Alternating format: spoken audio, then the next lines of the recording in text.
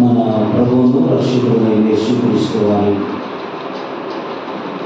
అతి శ్రేష్టమైన జీవన పరిశుద్ధ నామములో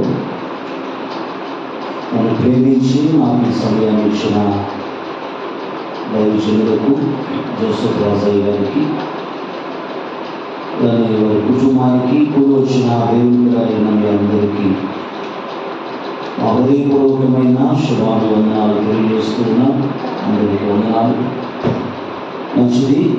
గడిచిన గురువారం నుండి దైవ సేవకులతో వారి కుటుంబంలో కొంత సేవ తీర్చుకోవడానికి విశ్రాంతి పొందడానికి ప్రభు కొడు చూపించి ఉన్నాడు. దైవ సేవకులు చేర్చుకుని దైవజనురాలు దాన్ని వీళ్ళు అందరూ కూడా చక్కగా మా విషయంలో శ్రద్ధ చూపుతూ ఉన్నారు. వీళ్ళతో కూడా దేవుని ప్రేమను బట్టి ఇలా కొనసాగగలుగుతూ ఉన్నారు.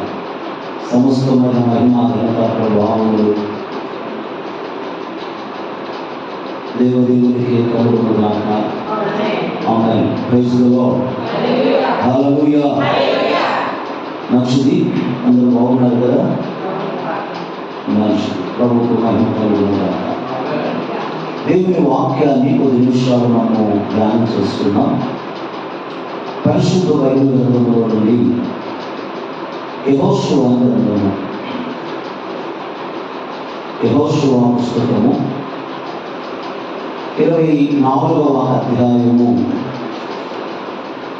14-15 వచనాలు మనము చదువుకున్నాం. యెహోషువ గ్రంథం 24వ అధ్యాయము 14-15 వచనాలు మనం చదువుకున్నాం. కాబట్టి మీరు యెహోవా యందు భయభక్తులు గలవారే, ఆయనను నిష్కపటముగాను సత్యముగాను సేవించుచు మీ పితరులు నది అద్దరిని ఐగుప్తులో సేవించిన దేవతలను తొలగద్రోసి యెహోవానే సేవించుడి. యెహోవాను సేవించుట మీ దృష్టికి కీడని తోచిన ఎడల మీరు ఎవరిని సేవించెదరో నది అద్దరిని మీ పితరులు సేవించిన దేవతలను సేవించెదరో అమోరీయుల దేశమున మీరు నివసించుచున్నారే వారి దేవతలను సేవించెదరో నేడు మీరు కోరుకొనుడి. మీరెవరిని సేవింప కోరుకొనినను నేను నా ఇంటి వారును యెహోవాను సేవించదము అని. అందుకు ప్రజలు యెహోవాను విసర్జించి ఇతర దేవతలను సేవించిన యెడల మేము శాపగ్రస్తులమగుదుముగాక. ప్రార్థన చేసుకున్నాం. పరిశుద్ధుడా, ప్రేమగల తండ్రి, గొప్ప దేవా, స్తోత్రం. సర్వాధికారి మీకు వందన. అభిషిక్తు రాజ్యమును స్తుతిస్తున్నా. ఈ రాత్రి మా ప్రభా దైవజనుల గృహంలో ఏర్పాటు చేయబడిన ఈ ప్రత్యేక కూడికలో మా ధ్యానం కొరకై చదవబడిన లేఖన భాగమును వచ్చి మీకు వందన. చదవబడిన లేఖన భాగమును దీవించి ఆశీర్వదించుటను విరిచి మా నిమిత్తమై ప్రకటించండి. నేను బలహీనుడును, బలపరిచి మీ ఆత్మతో నింపి వాడుకోమని ప్రకటించబడుతున్న మీ మాటలు ప్రభా మీ బిడ్డల హృదయాలలో ఫలించినట్లుగా మీరు కృపనివ్వమని యేసు నామమున స్తుతించి ప్రార్థిస్తున్నాం తండ్రి. ఆమేన్. క్రీస్తునందు ప్రియమైన దైవ జనాంగమా, సహోదరి సహోదరులారా, చదువుబడిన వాక్య భాగం మనందరికీ బాగా పరిచయం ఉన్నటువంటి వాక్య భాగమే. ఇక్కడ యెహోషువ అనబడినటువంటి ఈ భక్తుడు, ఈ నాయకుడు ఇశ్రాయేలీయులందరి ఎదుట తన యొక్క తీర్మానాన్ని, తన యొక్క నిర్ణయాన్ని అతడు బహిర్గతం చేస్తూ ఉన్నాడు. దేవుని మీద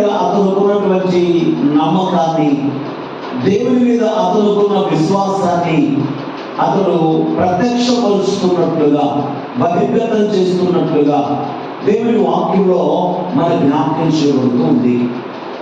ఇక్కడ యెహోషువ ఏమనుచున్నాడు అంటే, నేను నా ఇంటి వారును యెహోవాని సేవించదము. Praise the lord. హల్లెలూయా. నేను నా ఇంటి వారును యెహోవాని సేవించదము. ఒక మంచి నిర్ణయం లేక తీర్మానం. యెహోషువ తన సంగతి ఏమిటో, తన కుటుంబము సంగతి ఏమిటో, తన కుటుంబము ఏ విధముగా జీవించాలి అని ఆశిస్తున్నారో అతడు ఇక్కడ బహిర్గతం చేస్తూ ఉన్నాడు. అతడు ఇశ్రాయేలుతో మాట్లాడుతూ యెహోషువ ఏమనుచున్నాడు అంటే, మీరు యెహోవా యందు భయభక్తులు గలవారై ఆయనను నిష్కపటముగాను సత్యముగాను సేవించుచు, మీ పితరులు నది అద్దరిని ఐగుప్తులో సేవించిన వాటిని మీరు త్రోసివేసి మీరు యెహోవాని సేవించండి అని చెప్తున్నాడు. వారికి ఒక మాట చెప్తూ ఆయన అంటున్నాడు, మీరెవరిని సేవింపకోరుకొనినను నేను నా ఇంటి వారును యెహోవాని సేవించదము, యెహోవాని ఆరాధించదము అని యెహోషువ తన సంగతి, తన కుటుంబం యొక్క సంగతి ఇశ్రాయేలు అందరి ఎదుట బహిర్గతం చేస్తూ ఉన్నాడు. అతని మనస్సులో ఉన్న, అతని యొక్క ఆలోచనలో ఉన్న ఆ విషయాన్ని అంతా కూడా బట్టబయలు చేస్తూ ఉన్నాడు. అందరి ఎదురు చెప్తున్నాడు, మీరెవరిని సేవింప కోరుకొనినను నేను నా ఇంటి వారును యెహోవాని సేవించదము అని. చాలా ఆదర్శవంతమైన కుటుంబం.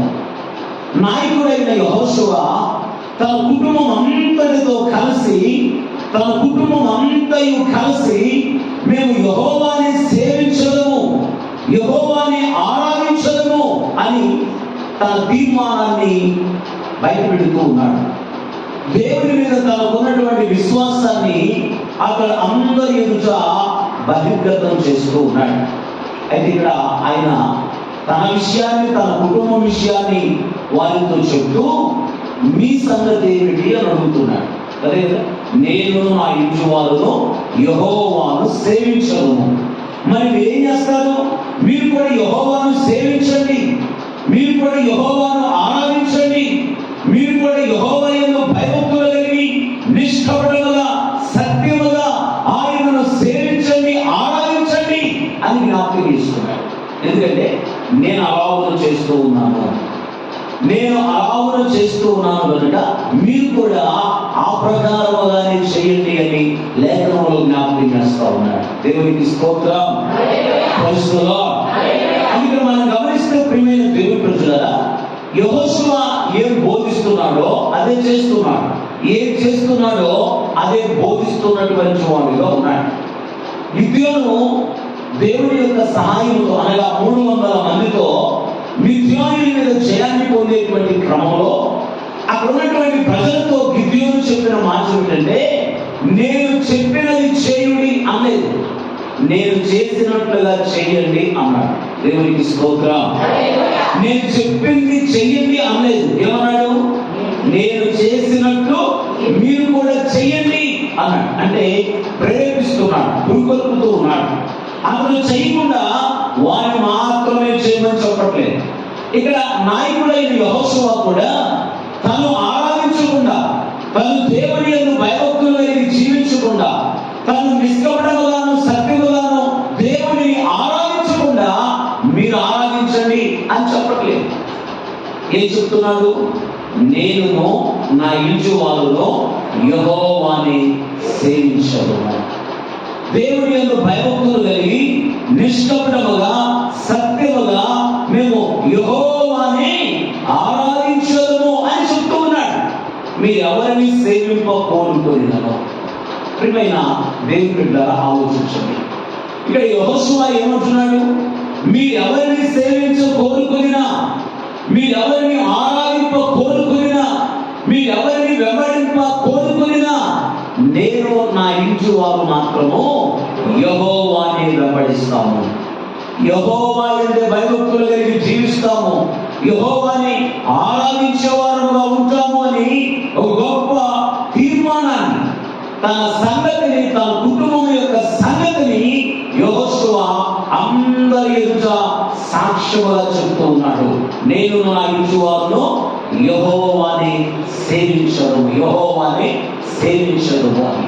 ప్రియమైన దేవుని బిడ్డలారా, ఇక్కడ మనం గమనిస్తే యెహోషువ తన తీర్మానం లేక తన యొక్క నిర్ణయం, తన కుటుంబం యొక్క సంగతి ఏమని చెప్తున్నాడు? మేము యెహోవానే ఆరాధిస్తాము. మీరు ఎవరిని సేవించినా, మీరు ఎవరిని ఆరాధింప కోరుకున్నా, నేను నా ఇంటివారు మాత్రం యెహోవానే సేవించడం, ఆరాధించడం అని తన సంగతి చెప్తూ ఉన్నాడు. చూడండి, మరొక వాక్యమాగానే మనం ఇక్కడ జ్ఞాపకం చేసుకున్నాం. పరిశుద్ధ బైబిల్ గ్రంథంలో దినవృత్తాంతముల 2వ గ్రంథం 11వ అధ్యాయము 13వ వచనం నుండి కొన్ని వచనాలు మనం చదువుకుందాం. దినవృత్తాంతములు 2వ గ్రంథం 11వ అధ్యాయము 13వ వచనం నుండి 17వ వచనం వరకు ఉన్న భాగాన్ని మనం ఒకసారి చదువుతున్నాం. ఇశ్రాయేలు వారి మధ్య నుండి యాజకులను, ఇశ్రాయేలు వారి మధ్య నుండి యాజకులను, లేవీయులను తామున్న ప్రదేశముల సరిహద్దులను దాటి అతని యొద్దకు వచ్చి చేరిరి. యరొబామును అతని కుమారులను యెహోవాకు యాజక సేవ జరగకుండా లేవీయులను త్రోసివేయగా వారు తమ గ్రామములను స్వాస్థ్యములను విడిచి యూదా దేశమునకు యెరూషలేమునకును వచ్చిరి. యరొబాము బలిపీఠములకును దయ్యములకును తాను చేయించిన దూడలకును యాజకులను ఏర్పరచుకొనెను. వారి చర్యలిట్లుండగా ఇశ్రాయేలీయుల గోత్రములయంతటను ఇశ్రాయేలీయుల దేవుడైన యెహోవాను వెలుగుటకు మనస్సు నిలుపుకునిన వారు తమ పితరుల దేవుడైన యెహోవాకు బలులను అర్పించుటకై యెరూషలేమునకు కూడి వచ్చిరి.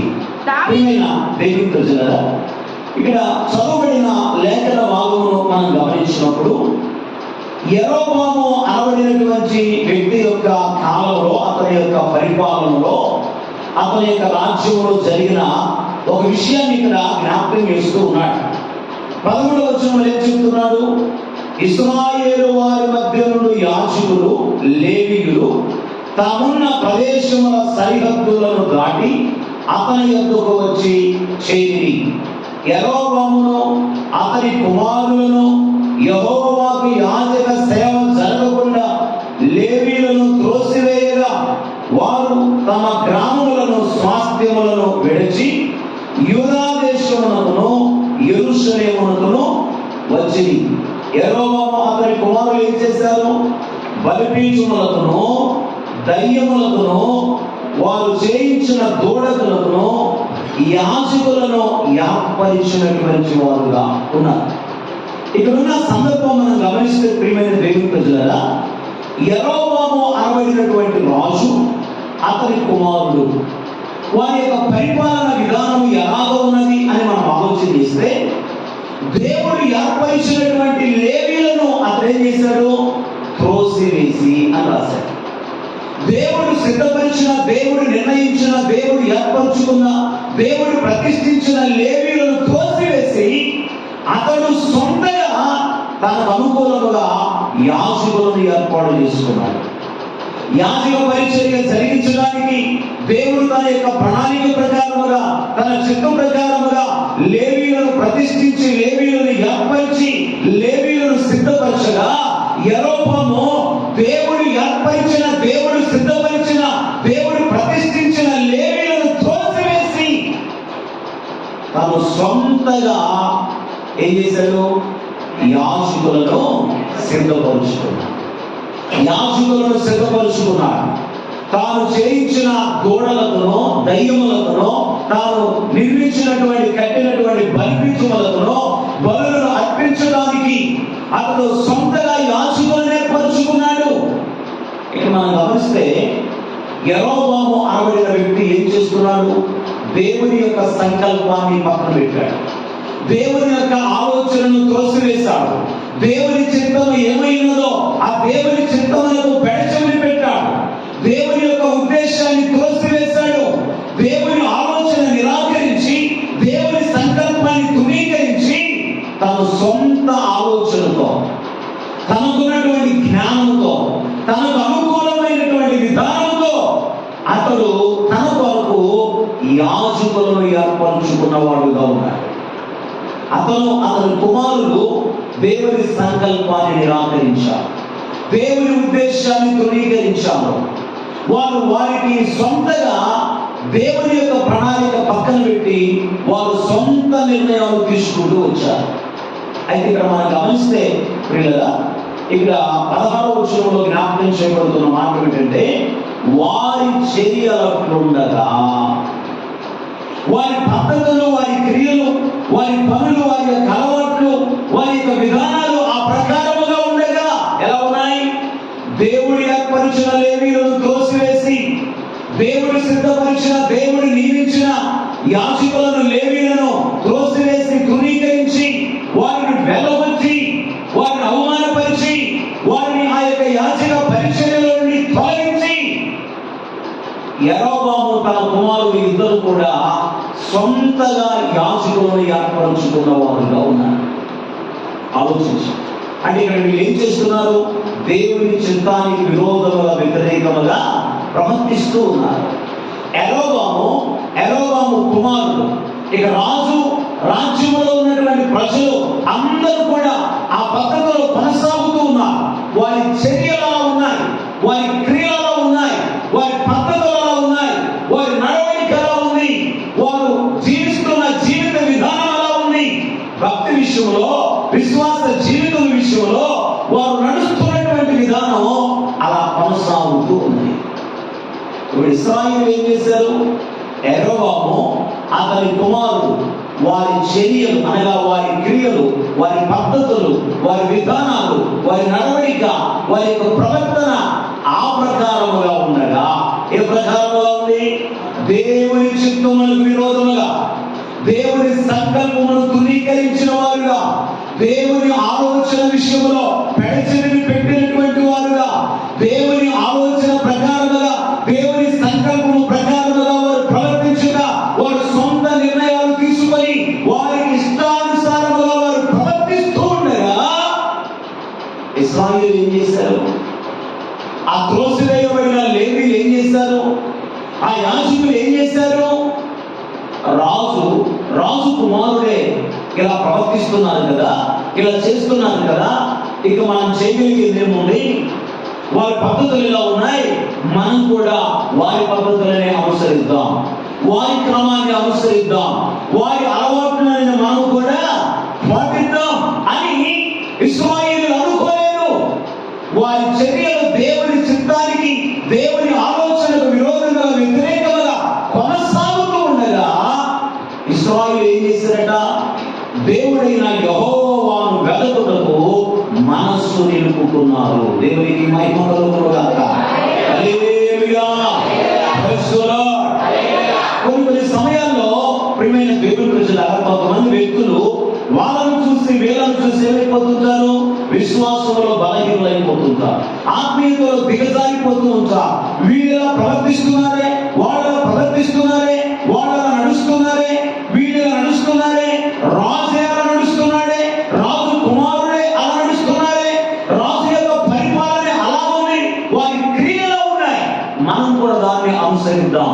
నలుగురు నడిచినదే ఏమైంది? బాట అవుతుంది కానీ ఒక్కరు నడిచింది బాట కాదు కదా అన్నట్లుగా వీరు ప్రవర్తించక వీళ్ళు ఏం చేశారు అంటే పిల్లరా, యెరోబాము అనబడిన రాజు తన కుమారుడు దేవుని చిత్తమును ప్రక్కన పెట్టి ప్రవర్తిస్తున్నప్పటికీ ఇశ్రాయేలీయులు దేవుని చిత్తమునకు లోబడిన వారై, దేవుని సంకల్పమును గుర్తెరిగిన వారై, దేవుని యొక్క నిర్ణయానికి ఖర్చు పెట్టినటువంటి వారై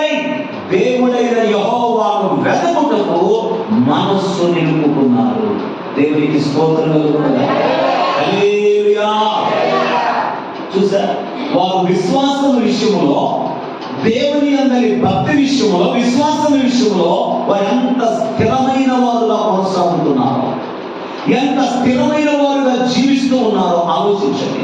ఈ విషయం మీకు బాగా అర్థమవడానికి నేను ఒక సందర్భాన్ని మీకు జ్ఞాపకం చేస్తాను.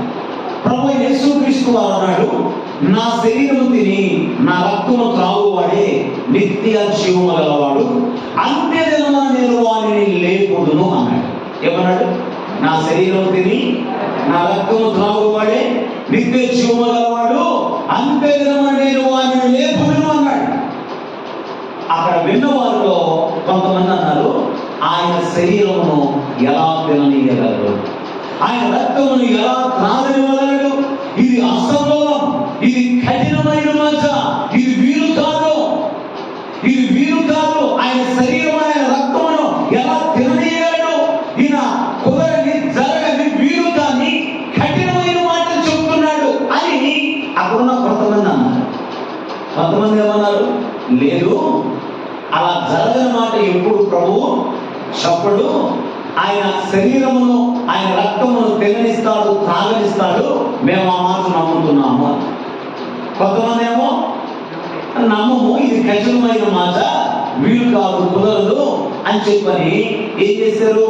ఆ దినము నుండి ఆయన శిష్యులలో అనేకులు ఆయనను వెంబడించుట మానారు, అనగా వెనుక తీసిన వారైది అని లేఖనంలో రాస్తాడు. యోహాను సువార్త 6వ అధ్యాయం మాటలు జ్ఞాపకం చేయబడుతుంటాయి. ఆ దినము నుండి ఆయన శిష్యులు, అనగా యేసు ప్రభు వారి యొక్క శిష్యులు అనేకులు ఆయనను వెంబడించుట మానుకున్నారు, వెనుక తీసి ఆయన వెంబడించుట మానుకున్నారు. ఎందుకు? యేసు ప్రభు ఏం చెప్పాడు?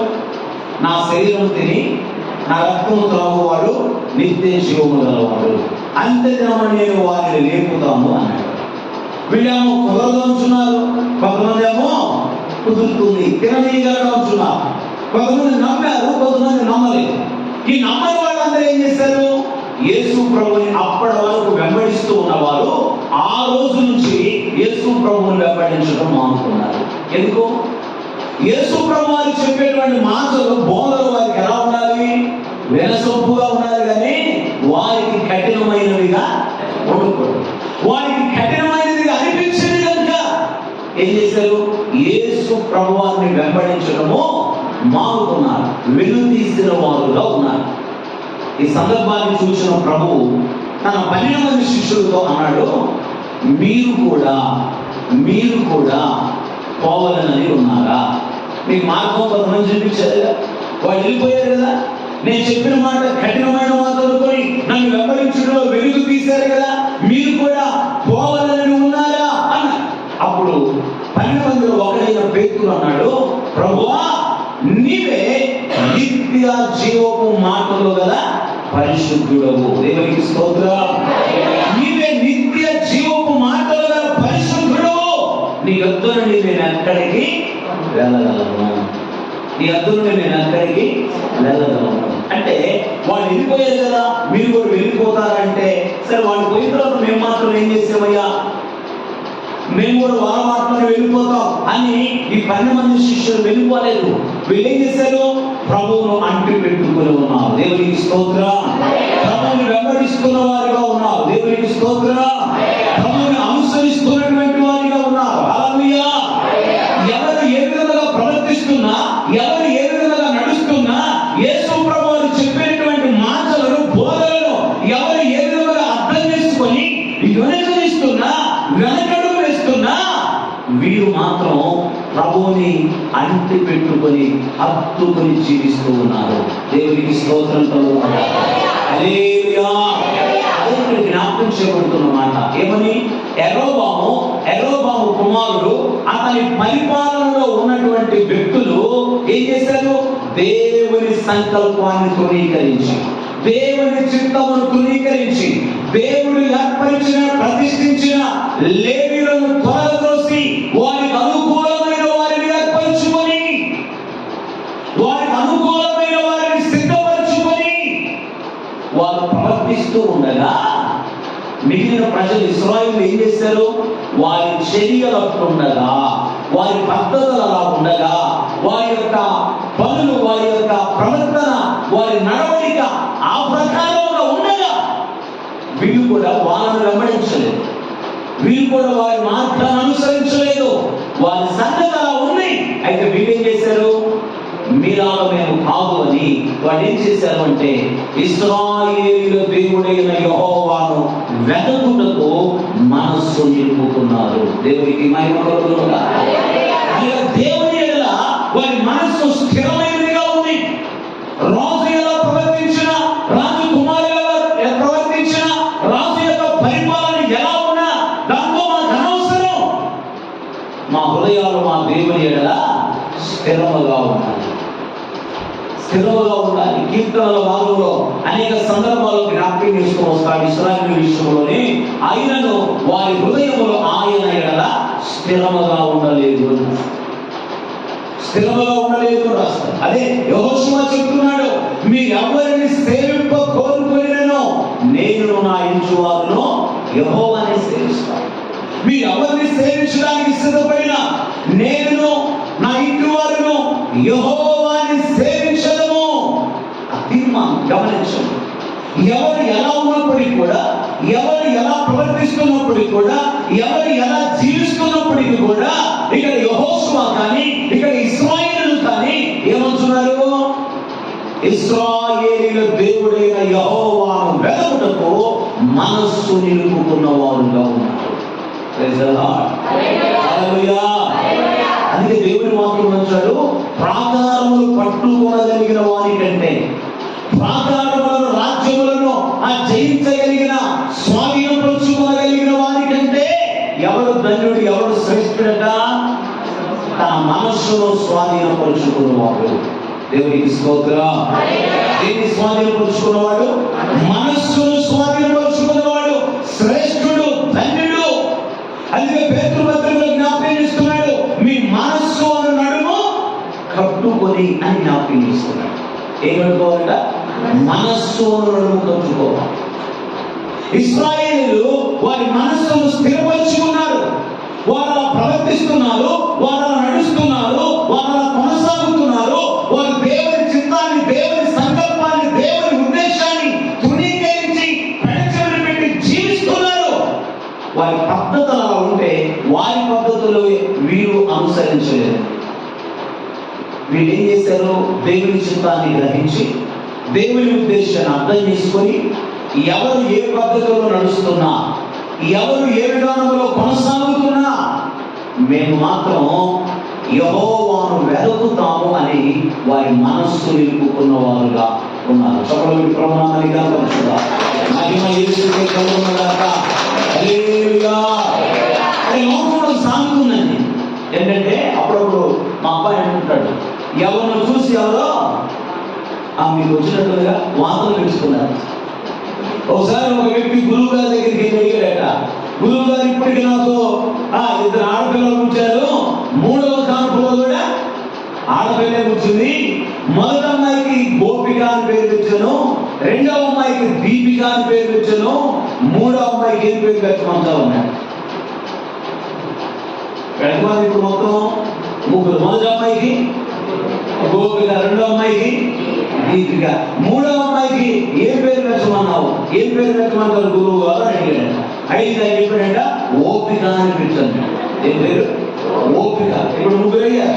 ఎవరు? గోపిక, దీపిక, ఓపిక. 4వ కాన్పులో కూడా అమ్మాయి కూర్చుంది, ఆడపిల్ల కూర్చుంది. 4వ కాన్పులో మళ్ళీ గురువు గారి దగ్గరికి వెళ్ళారు. గురువు గారు, 4వ కాన్పులో కూడా మా ఆడపిల్లకే జన్మించింది, ఆడపిల్ల కూర్చుంది. నేను మొదట గోపిక, దీపిక అని పెట్టాను, మీరేమో 3వ అమ్మాయికి ఓపిక అని పెట్టమన్నారు. ఇప్పుడు 4వ అమ్మాయికి ఏం పేరు పెట్టమంటావంటే ఆపిక అని పెట్టమన్నారు. ఏం పేరు? ఆపిక. ఇక చాలు, ఇక నలుగురు చాలు, ఇంకొక ఆపిక. గోపిక, దీపిక, ఓపిక, ఆపిక. నా నామంటారండి. చూడండి, ఇక్కడ వాళ్ళలా ప్రవర్తిస్తున్నారు, వీళ్ళలా ప్రవర్తిస్తున్నారు. కొన్నిసార్లు విశ్వాస జీవితాలు ఎవరిని చూసి ప్రభావితం అవుతూ ఉంటాయి, ఎవరిని చూసి బలహీనులైపోతూ ఉంటారు, ఎవరిని చూసి ఆత్మీయతలో దిగజారిపోయేవారుగా ఉంటారు, ఎవరు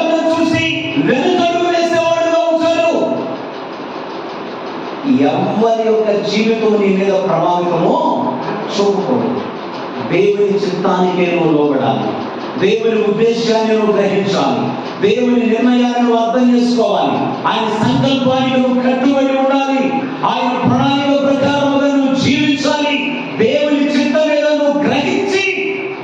ఇశ్రాయేలీయులు ఏం చేశారు?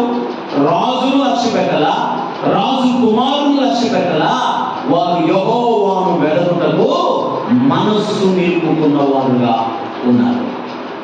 Praise the lord. హల్లెలూయా. అందుకే యెహోషువ అంటుంది, మీరు ఎవరిని సేవింపగోరుకున్నా, మీరేమైనా అవ్వండి, మీరు ఏ విధంగా ప్రవర్తించండి, మీరు యెహోవాను సేవించండి లేక యెహోవాను సేవించండి, మీ దృష్టికి కీడనిపిస్తే మీ ఇష్టం, మీరు ఎలా అయినా ఉండండి. నేను చెప్పే విషయం ఏంటంటే, నేను నా ఇంటి వారు మాత్రము యెహోవాని సేవిస్తాను. మనసు నిలకడగా నిలుపుకుని దేవుని వెదకడానికి ఇశ్రాయేలీయులు ఒక తీర్మానం చేసుకున్నారు. వారి చర్యలు అలా ఉండగా, వారి చర్యలను మీరు అనుసరించరా, వారి పద్ధతులను మీరు అనుసరించరా, వారి మార్గాన్ని మీరు అనుసరించరా. ఈనాడు కొంతమంది ఎలా ఉంటారో తెలుసండి, ఎలా ఉంటారో తెలుసండి. వాళ్ళు ఇలా నడుస్తున్నారు కదండి, నేను కూడా. వాళ్ళు ఇలా అన్నారు కదండి, నేను కూడా. ఎవరిని చూసి ఆలోచించండి.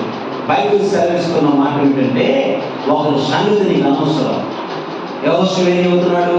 మీ సంగతి అలా ఉంచండి, నా సంగతి అయితే ఇది. ఇశ్రాయేలీయులు ఏమంటున్నారు? యెరొబాము అతని కుమారుడు, మీ చర్యలు ఇలా ఉన్నాయి, మా చర్యలు అయితే ఇవి. ఏంటవి? యెహోవాను వెదకుటకు మనస్సు నిలుపుకున్నారు. దేవునికి మహిమ కలుగును గాక. హల్లెలూయా. Praise the lord. బలహీనులు కాకూడదు. ఒకరిని చూసి ఒకరు బలహీనులు కాకూడదు. ఒకరిని చూసి ఒకరు భక్తి నేర్చుకోవాలి కానీ, ఆత్మీయత నేర్చుకోవాలి కానీ, ఒకరిని చూసి ఒకరు బలహీనులుగా మారిపోకూడదు. బైబిల్ సెలవిస్తున్నటువంటి మాట, మీరెవరిని సేవింపకోరుకునేనో నేను నా ఇంటి వారును యెహోవాని సేవించదుము అని అంటున్నారు. ఇశ్రాయేలీయులు దేవుని వెదకుటకు వారి మనస్సు నిలుపుకున్న వారుగా ఉన్నారు. ఇప్పుడు 17వ వచనాన్ని చదువుతున్నాం పిల్లరా. 17వ వాక్యాన్ని చదువుదాం.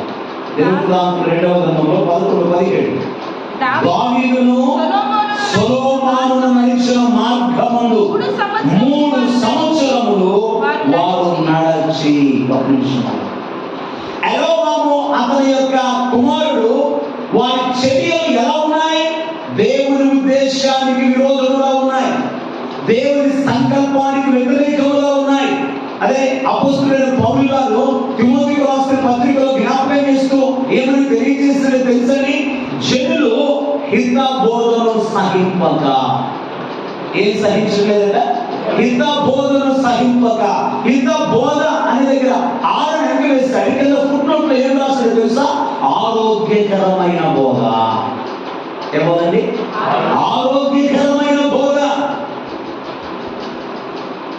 పురిటాలుగా ఉన్నటువంటి, పురిటాలు అంటే బిడ్డను ప్రసవించి పురిటాలుగా బాలింతగా ఉన్నటువంటి ఆ స్త్రీతో కోడలితో అక్క చెప్పిందంట, అమ్మా కాలంతో తిను అని. దేంతో తినమని? కాలంతో తినమని. ఇవి వెంటనే వాళ్ళ అమ్మకు ఫోన్ చేసి, నన్ను తిననీయట్లేదు అని. అసలు విషయం చెప్పరా, నన్ను తిననీయట్లేదు అని చెప్పని ఫోన్ చేసి. అక్క మాట ఏం చేసుకుని అర్థం చేసుకున్నా, అపార్థం చేసుకున్నా. మా అత్తకి నేను తినటం అసలు ఇష్టమే లేదు. ఎందుకు? భక్తిని చెప్పారు. మా మాస్టర్ గారికి కూడా భక్తిని చెప్పారు కదా. ప్రతి ఒక్కరికి భక్తం, ఆత్మీయ జీవితంలో కూడా భక్తం ఉంటుంది. స్తోత్రం కలుగును గాక.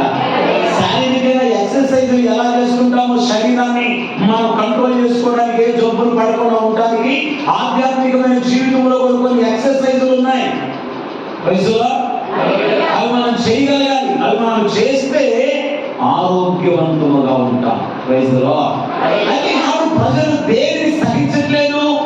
ఆరోగ్యకరమైన బోధను సహింపక.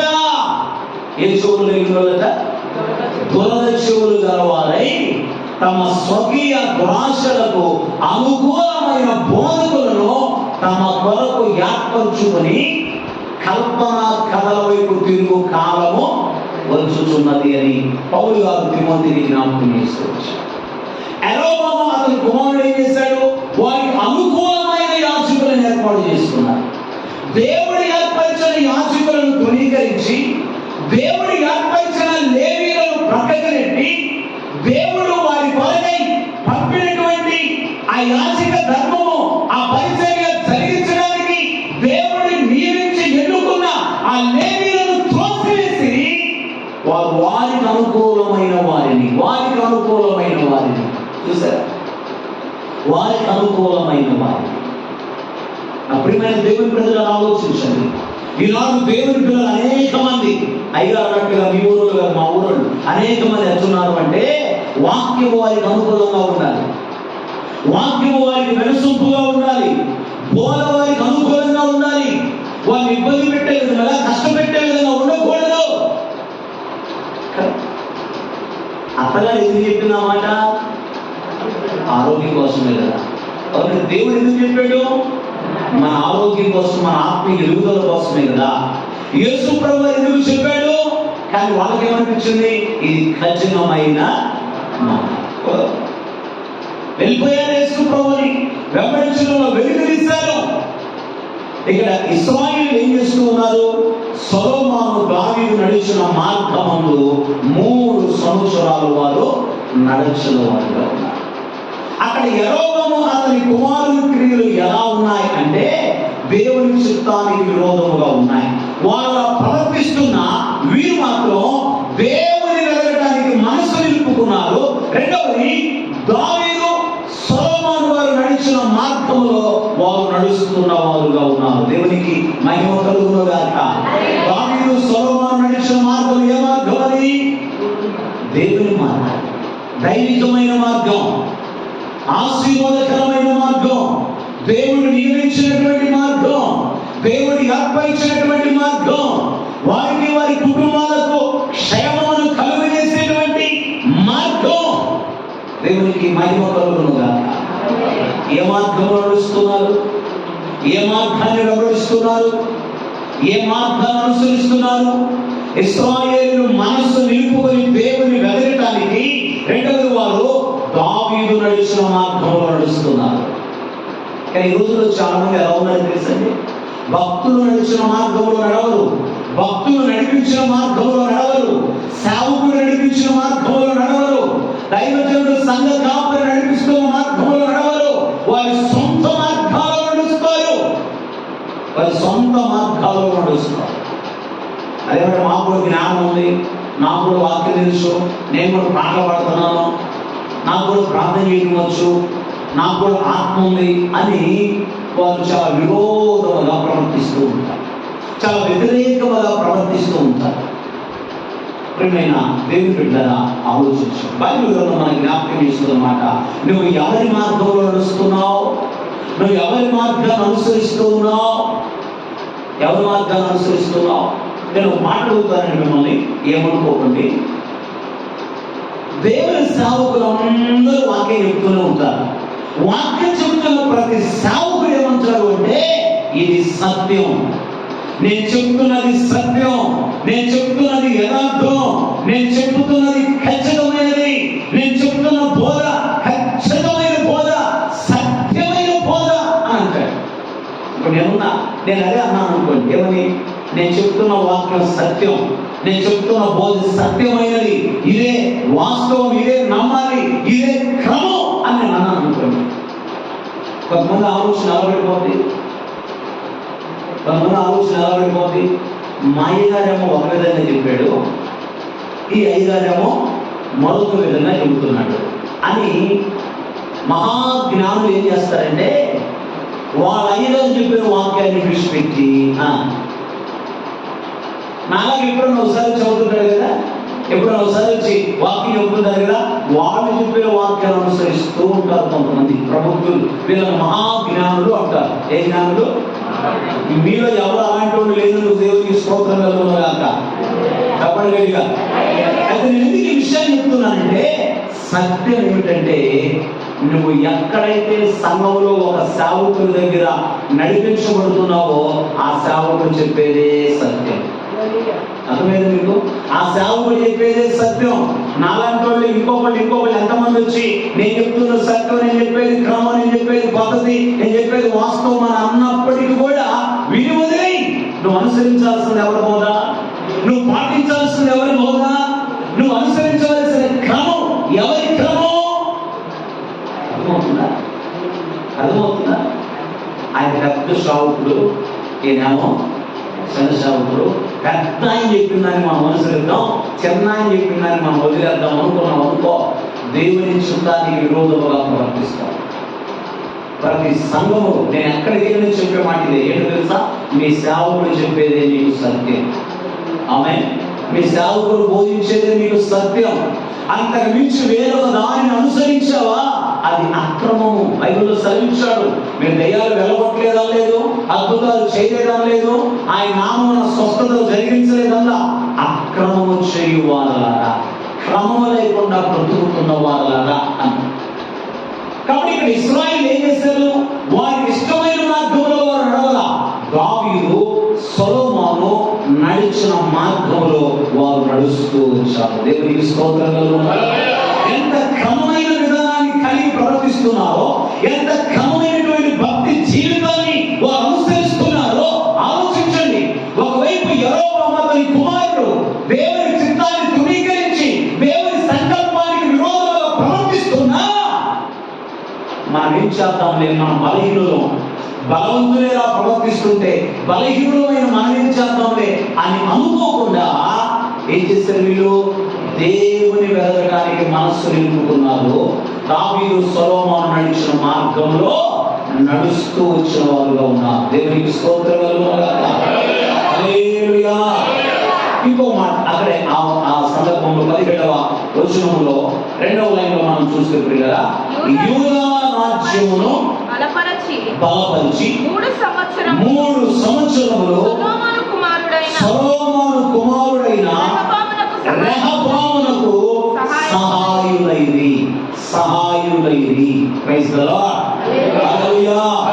మనం గమనిస్తూ ప్రియమైన దేవుని ప్రజలారా, వారు దేవుని వెదకడానికి మనసు నిలుపుకున్నారు. వారు దావీదు నడిచిన మార్గంలో నడుస్తున్నారు.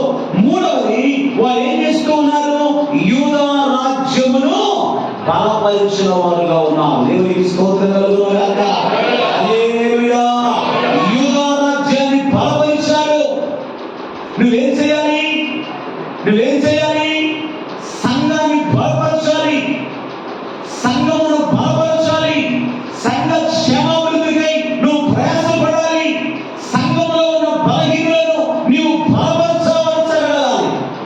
అంత మాత్రమే కాదు కానీ బైబిల్ సెలవిస్తున్న మాట ఏంటంటే, యూదా రాజ్యమును వారు బలపరిచి వారు సొలొమోను కుమారుడైన ఎవరికి? చూడండి అక్కడ ఏం రాశారు? రెహబామునకు వారు సహాయకులుగా ఉన్నారు. దేవునికి మహిమ కలుగునుగాక. Praise the lord. యెరొబాము కుమారుడు ఏం చేస్తున్నారు? దేవుని చిత్తమును తృణీకరించి ప్రవర్తిస్తున్నారు. వారి చర్యలు బాగోలేవు, వారి నిర్ణయాలు బాగోలేవు, వారి తీర్మానాలు బాగోలేవు, వారి ఆలోచనలు బాగోలేవు, వారి నడవడిక దేవుని ఉద్దేశానికి దేవుని ఆలోచనకు విరోధంగా ఉంది. కానీ ఇశ్రాయేలు ఏం చేస్తున్నారు? దేవుని వెదకడానికి మనసు నిలుపుకొని దావీదు నడిచిన మార్గంలో నడుస్తూ రాజ్యాన్ని బలపరుస్తున్నారు. అనగా నువ్వేం చేయాలి? సంఘమును బలపరచాలి, సంఘములో ఉన్న విశ్వాసులను బలపరచాలి. సంఘము బలపరచబడినట్లుగా సంఘములకు క్షేమాభివృద్ధి కలుగునట్లుగా సంఘములో ఉన్న ప్రతి విశ్వాసి ప్రవర్తించాలి. దేవుని వాక్యంలో రాస్తాడు, మన శరీరంలో ఉన్న అవయవాలన్నీ కూడా వీటి స్థానంలో ఉండి పనిచేస్తూ ఉంటే మనం ఆరోగ్యంగా ఉండగలుగుతాం. అవును కదా? కాళ్ళు ఇప్పటి వరకు నేను నడిచిన 10 సంవత్సరాలు, ఇక నుంచి మీరు నడవని చేతులతో చెబితే ఎలా ఉంటుంది? చేతులు చేసే పని చేతులు చేయాలి, కాళ్ళు చేస్తాయా? చేయలేవు. అంటే దాని అర్థం ఏంటంటే, శరీరంలో ఉన్న అవయవాలు వేటి స్థానంలో అవి ఉండి వాటి పరిమాణం చొప్పున పనిచేస్తూ ఉంటే శరీరమునకు ఏం కలుగుతుంది? క్షేమాభివృద్ధి కలుగుతుంది. Praise the lord. హల్లెలూయా. శరీరంలో ఏ ఒక్క అవయవం బలహీనమైనా శరీరం అంతా కూడా బలహీనమైపోతుంది. ఎవరిని బట్టి ఈ కీడు సంభవించిందని చీటీ వేయగా చీటీ ఎవరి మీదకి వచ్చింది? ఎవరి మీదకి వస్తుంది? సంఘం బలహీనం అవడానికి, సంఘంలో ఉన్న వ్యక్తులు బలహీనపరచబడటానికి కారణం అవుతున్నారేమో. ఐరోపములకు కుమారులేగా దేవుడి చిత్తాన్ని పక్కన పెట్టి సొంత నిర్ణయాలు తీసుకొని దేవుడి సంకల్పాన్ని త్రోసివేసి దేవుని యొక్క ఆలోచనను పెడచెవిన పెట్టి నీకు అనుకూలంగా ప్రవర్తిస్తున్నావేమో. అర్థం చేసుకో. నేను ముగిస్తా ఉన్నాను. దేవుని వాక్యం జ్ఞాపకం చేస్తుంది. మనస్సు నిలుపుకున్నారు దేవుని వెతకడానికి. దావీదు నడిచిన మార్గంలో నడిచారు. యూదా రాజ్యాన్ని బలపరిచారు. నాలుగవది సొలొమోను కుమారుడైన రెహబామునకు వాళ్ళు సహాయకులుగా ఉన్నారు.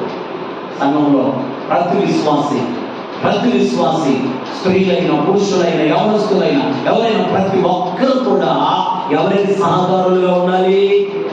చెప్పండి, ఎవరికి సహకారులుగా ఉండాలి? దేవుని సేవకునికి, సంఘ కాపురికి, దైవ జనునికి ఎలా ఉండాలి? సహకారులుగా ఉండాలి. దేవునికి స్తోత్రం కలుగును గాక. హల్లెలూయా. నువ్వెంతవరకు సహకారిగా నిలబడుతున్నావు? నువ్వెంతవరకు సహకారిగా ఉండగలుగుతున్నావు? నువ్వెంతవరకు దైవ జనునికి సహకారిగా నువ్వు జీవించగలుగుతున్నావు? ఆలోచించాలి. వారు ఏం చేశారు? సొలొమోను కుమారుడైన రెహబామునకు వారు సహాయకులుగా ఉన్నారు. ఒక విచిత్రమైన సంఘటన చెప్పనండి మీకు. అంటే చాలా చోట్ల ఉంటుంది, కానీ అదేంటో నాకు అర్థం కాదు. కానీ ఒక విచిత్రమైన సంఘటన ఏంటంటే, ఈనాడు అనేక మంది జీవితాలు, కుటుంబాలు మనం గమనిస్తే కొన్ని విషయాలు నేను గమనిస్తూ వచ్చినప్పుడు నేను చూసిన విషయం ఏమిటంటే ప్రియులారా, అదేంటో నాకు అర్థం కాదు. కానీ ఈ ఇంట్లో ఉన్నటువంటి కోడలో, ఇంట్లో ఉన్న కోడలో ఈ ఇంట్లో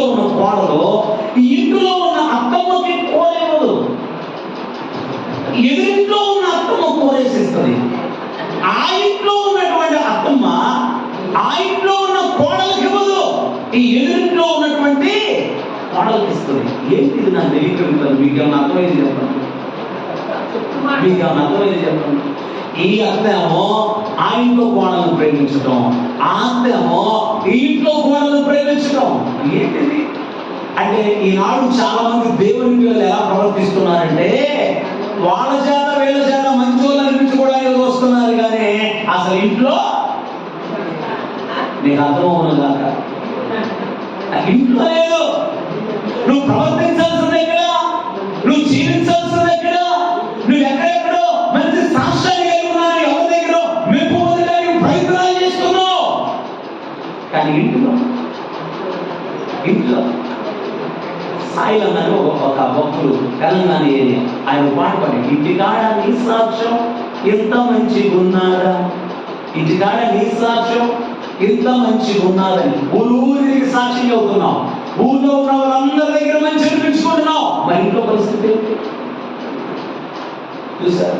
చాలా మంది మా ఏరియాలో 11 అలానే ఉంటారు, మా సభలో 11 అలానే ఉంటారు. ఏంటి తెలుసా, ఇక్కడ సేవకుడు ఎంత బాధపడుతున్న సహకారులుగా నిలబడరు. కానీ ఏమండి, టీవీలో యూట్యూబ్లో అక్కడ స్కాన్ వస్తుంది, phone pay Google pay scan వస్తుంది, దానికి సపోర్ట్ చేస్తూ ఉంటారు. వీళ్ళు ఎంత సహాయం చేసినా దేవుని ఆశీర్వాదం వీళ్ళకి రాదు. కారణం ఏంటి? నిన్ను పోషిస్తుంది ఎవరు? నిన్ను నడిపిస్తుంది ఎవరు? నిన్ను సంరక్షిస్తుంది ఎవరు? నీ విషయమై శ్రద్ధ తీసుకుంది ఎవరు? నువ్వెవరికి సహకారిగా ఉండాలి?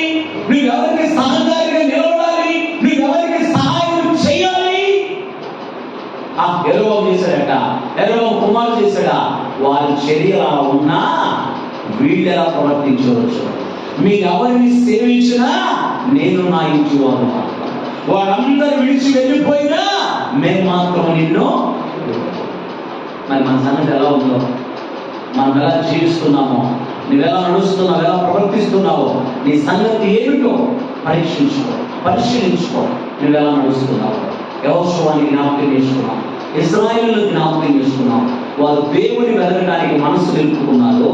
వారు దావీదు మార్గంలో నడిచారు, అనగా దేవుని మార్గంలో వారు సంఘమును బలపరిచినటువంటి వారుగా ఉన్నారు రాజ్యాన్ని. నాలుగవది, వారు సేవకునికి అనగా రాజుకు నీవు సేవకునికి సహకారిగా నిలబడగలగా. దేవునికి స్తోత్రం. అద్భుతమైన కృప పరిశుద్ధాత్మ దేవుడు ఆయన వాక్యానికి లోబడి జీవిస్తున్న ప్రతి వారికి దయచేయును గాక. ఆమేన్. ప్రార్థన చేసుకుందాం. అందరూ కూడా ప్రార్థనలోకి వెళ్ళించండి. వచ్చిన ప్రార్థన చేసుకుందాం.